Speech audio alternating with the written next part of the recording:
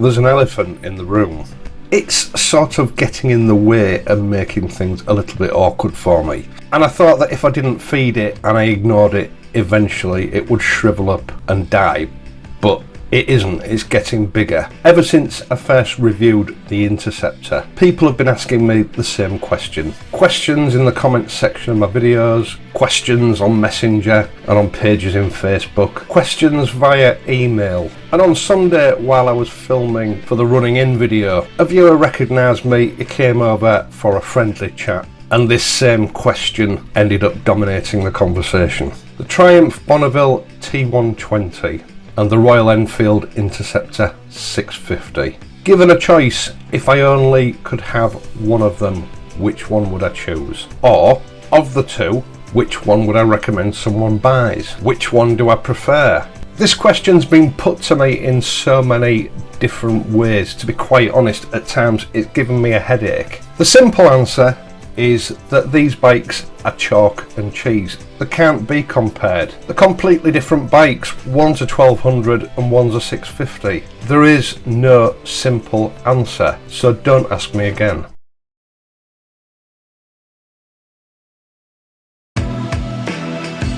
Alright, I know you're not going to let me get away with that. Let's see if I can rationalise this in some way. When I was a kid, there was a really popular game called Top Trumps. Obviously it was certainly available here in the UK. I'm presuming that it was available in other countries as well, otherwise people in other countries aren't going to understand what I'm talking about. Well, I'll try to explain. It was a pocket money friendly card game, and each series or pack certain pieces of equipment, military hardware, tanks, warships, cruise liners, cars, trucks, and of course there was the motorcycle series. Now on each card there would be a picture of a specific motorcycle brand and model, and underneath would be a series of specifications such as its weight, its length, its top speed, fuel capacity, total horsepower, torque, and probably one or two other things that I've forgotten. Each player would get an equal amount of cards each would select a card from the top of their pack, and you would take it in turns. You would select one of those values, read it out to your opponent, and if that value beat or trumped the value of his card,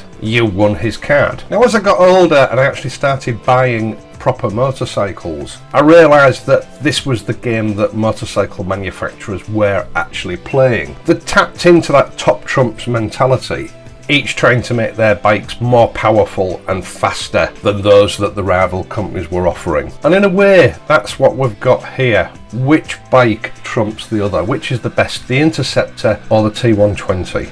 Now, if you compare them both solely in that top trumps way, the answer's quite clear. The T120 is the best bike. It's just about twice the cubic capacity, it has more horsepower, it has a slightly higher speed, although it has to be said there's not a great deal in it. Its 0 to 60 performance is much faster than the Interceptor. It's twice the price, although I'm not sure that's actually an advantage. Ladies and gentlemen, I present to you the clear winner, the Triumph Bonneville T120. But hang on a minute, there's a little bit more to it than that, isn't there? The reason I jumped off sports bikes onto big trail bikes in the late 1990s was because I was quite simply sick of this whole performance one-upmanship game. It just didn't appeal to me anymore. I was in my late 20s, I'd started to mature, and I saw the whole thing for what it was. I chose big trail bikes because no one else was really riding them. It allowed me to get away from the herd of Power Rangers and just be myself, a guy enjoying a motorcycle. But then the same started to happen with big trail bikes. The adventure bike class was born. Ewan and Charlie made their famous round the world trip, and suddenly we were playing the same top trumps game but with adventure bikes. So 3 years ago I jumped off adventure bikes onto the Bonnevilles, onto the modern classic.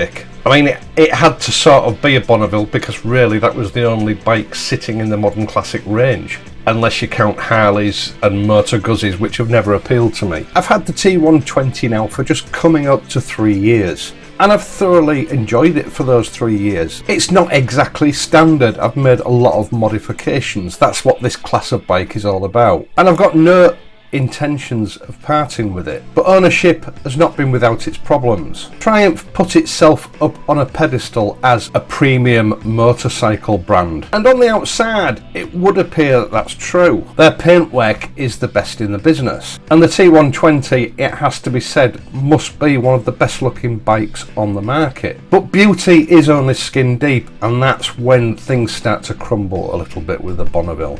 Leaky clocks, squealing brakes, questionable chrome plating, wheels and spokes that rust at the slightest provocation, and a badly put together mess of an electrical system which constantly seems to be prompting factory recalls. It is what it is, but in my mind it's not a premium motorcycle, and I've always advocated right from the start that these bikes are way overpriced. I think a Bonneville is an emotional purchase, not one of common sense, and I don't think that they represent value for money. The gear ratios have come in for a lot of criticism, and I have to admit that initially I thought it was downright odd, but I've got used to that. It doesn't bother me anymore. The handling of the bike is good, but Triumph spoilt it by putting cheap nasty suspension on the bike and only allowed it a very limited ground clearance. It's a good all-rounder, a competent commuter and tourer, and if people wanted a bike of this ilk, it was really the only choice, as long as you could get past that price tag.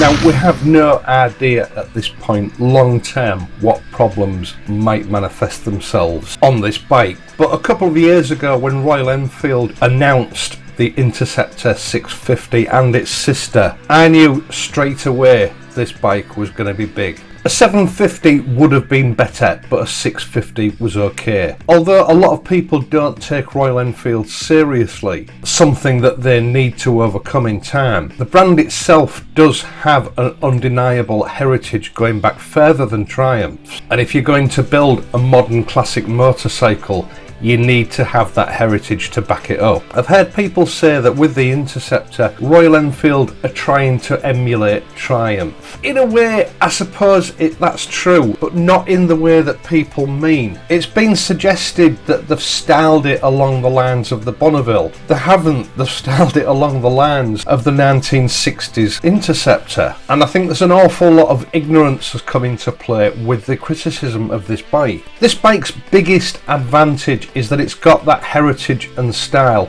with a very reasonable price tag. A double take sort of price tag that you just can't ignore. It's half the price of a Triumph T120. It has approximately half the cubic capacity of a Triumph T120. But in reality, is it only half the bike?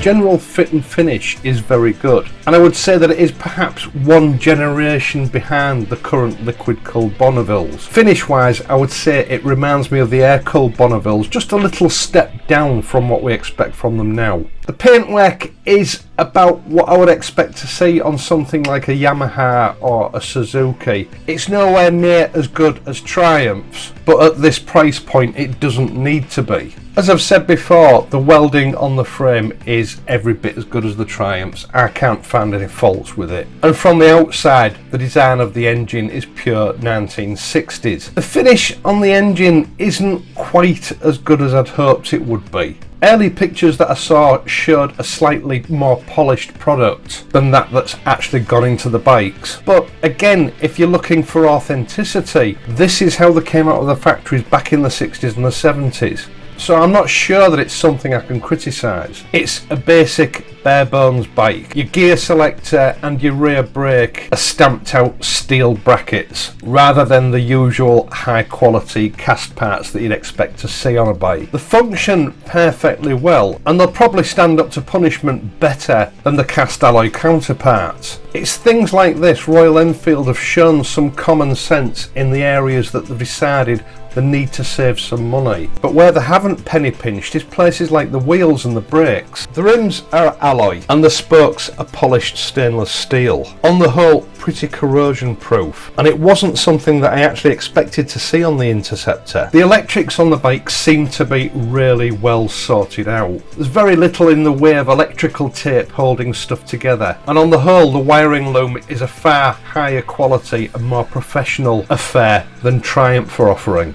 There have been reports of water getting into the instrument panel and causing some problems with the warning lights, etc. I don't know for certain, but I would like to think this has been through over enthusiastic washing. And in all fairness to Royal Enfield, both Royal Enfield and Triumph warned that these items should be covered during the operation of washing the bike. Performance wise, one thing that did strike me while I've been riding this bike around, even during the running period, having ridden the Triumph for 3 years, I didn't feel like I was suddenly starved of power. In the real world, on modern roads, power delivery is far more civilised than that from the Triumph, and the restrictions placed on us on modern roads with enforced speed limits and heavy traffic mean that really the power difference between the two bikes is unnoticeable. I'm sure on a motorway the Bonneville will show the Interceptor a clean pair of heels, but it keeps coming down to the same thing. That's not what these bikes are about. Handling, I have to say, is better than the Bonnevilles. You've got much more ground clearance, and this bike is capable of reacting in a way that you can only dream about as a Bonneville rider.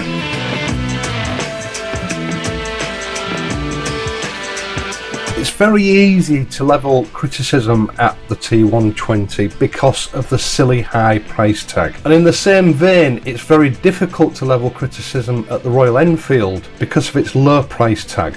Let's put this into perspective. You could buy an Interceptor and a Continental GT for just about the same money as a T120. Both are great bikes, both have their own virtues and their own negatives. Both have a similar style, although I do think the T120 has the edge on looks. And both are capable of doing exactly the same jobs, whether it be a bit of light touring, your daily commute to work, or just your weekly Sunday afternoon ride. Coming back to the original questions, and one question that was asked me in particular: if my garage was burning down and I could only save one bike, which bike would I save? And the only answer that I can give to that question is the one that's nearest to me, because owning both of these bikes, I honestly wouldn't be able to choose between the two. Now, I'm sorry if that's not giving the definitive answer that people are looking for, but what I think it boils down to is your own personal preference, whichever one you prefer, and how big is your bank account, or how much can you justify spending on a bike. Once again, thank you for watching this video. I hope you've enjoyed it and found it useful. If you have, please leave a like and subscribe to the channel. I will of course be back next week, so until then, ride carefully and I'll see you soon.